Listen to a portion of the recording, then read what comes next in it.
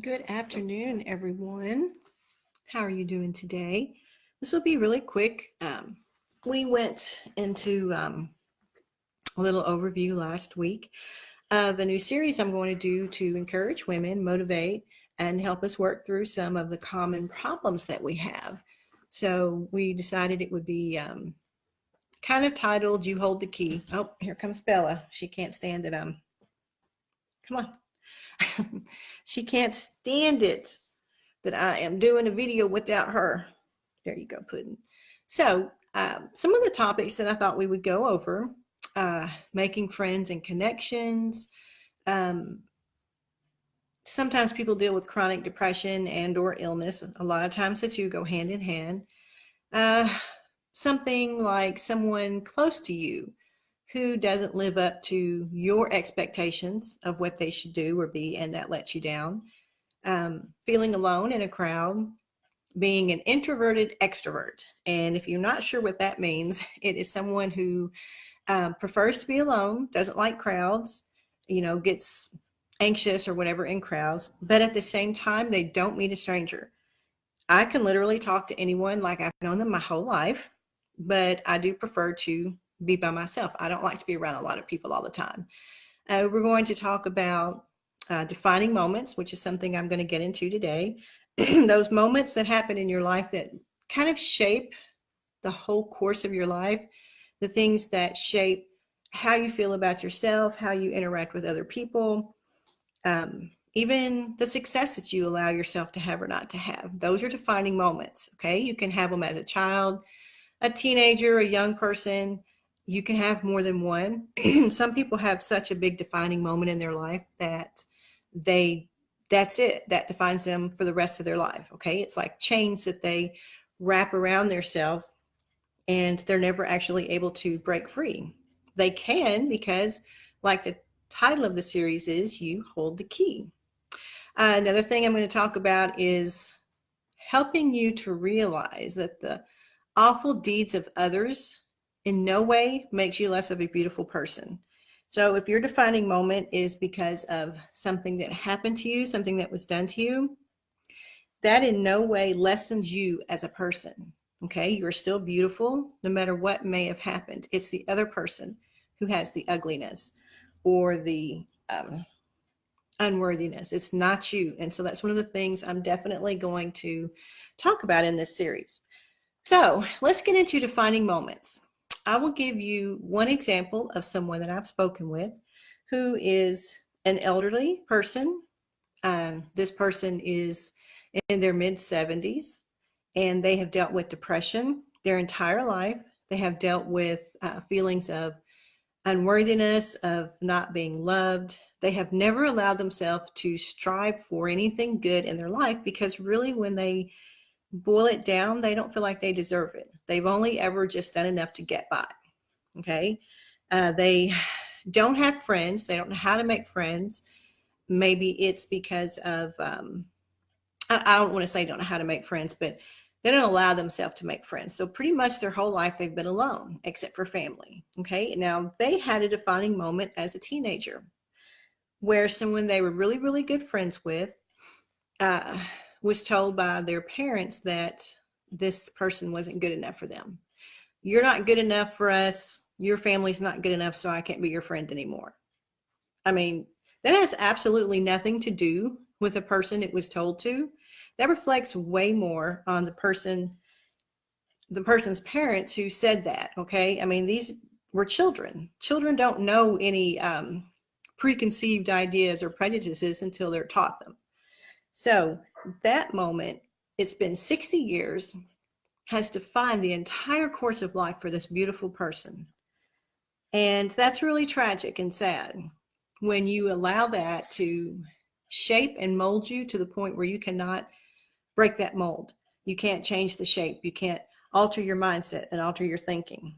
And I know that this moment defined this person because it's still brought up in conversation. I hear it probably, you know, 4 or 5 times a year. So that's why I'm telling you, when defining moments shape you, unless you can become aware of how it stopped you. It's kind of like a lot of people, when they encounter a tragedy at whatever age, or something momentous happens to them, in a bad way. I mean, you kind of stop aging, maturity wise. Your level of maturity never moves beyond that point. Whether it happens to you as a teenager, a young person, or whatever, it's like it stops you in your tracks. It's like someone threw, wound several links of chain around you, your spirit and your mind and your emotional status, and you never break free from that. That's what I mean by defining moment. Okay.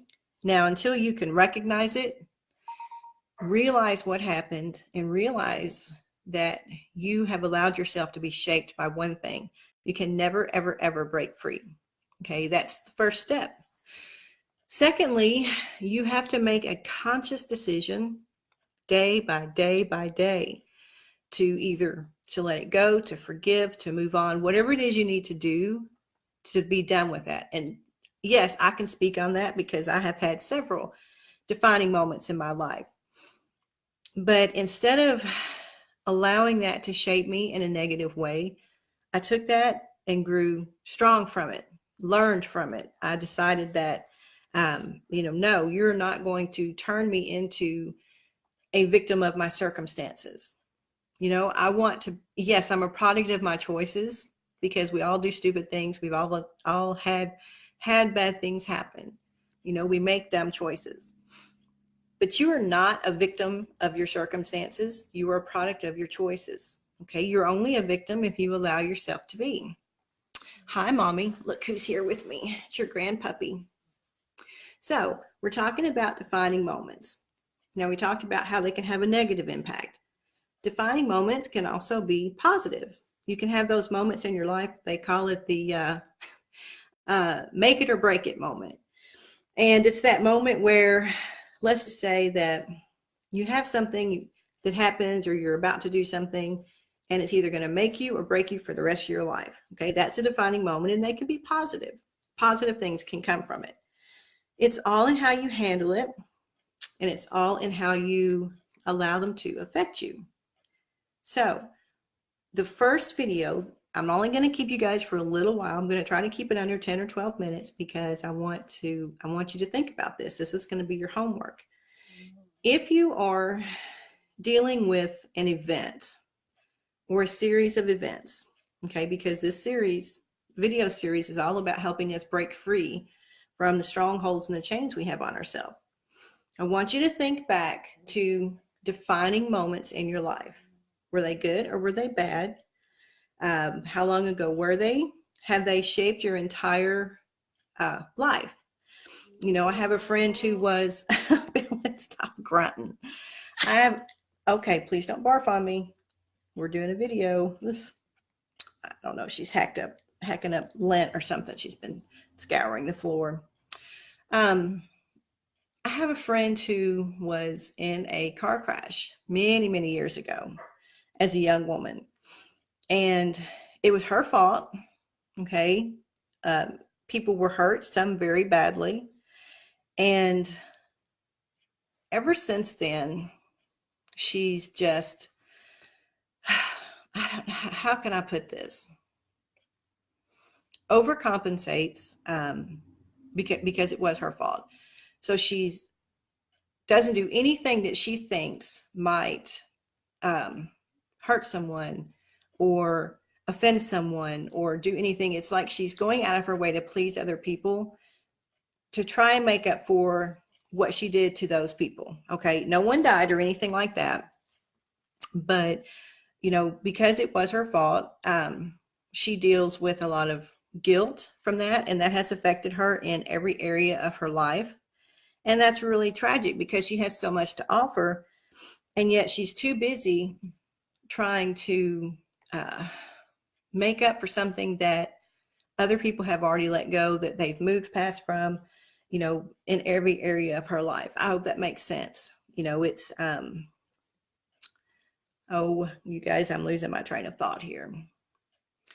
When you focus all of your energy and all of your attention on pleasing other people, trying to make them like you, or trying to make up for something that happened a long time ago.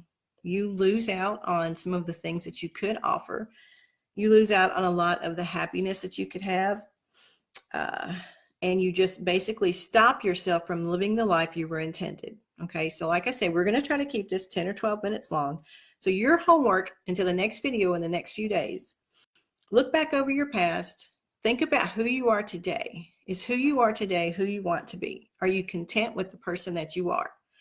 If you are not, if you cannot rate your level of self-image at an 8 to a 10, then you need to start looking back over your life in those defining moments, okay? If it's a good moment or a bad moment, think about how it shaped you, how it changed and altered your entire course of your life. Has it hindered you or has it helped you? Think about that and start writing things down and realizing that we're going to start breaking free from that stuff. We're going to start taking that key that we hold and unlocking those locks on those chains one by one. So the first thing to do is to realize that there is a defining moment, that it has shaped you or molded you, whether it's the person you like or the person that you don't like who you are. So I'm going to let you guys go with that thought. On that note, Bella, why don't you say goodbye to everybody? Say goodbye. Okay. And next time we're going to get into how that has, how those defining moments have shaped your life, and how we can get into either moving past them or taking them and using them to gain strength and courage, or maybe using your story to help someone else. So I love you guys. I appreciate everyone joining, and I'll talk to you again in a few days.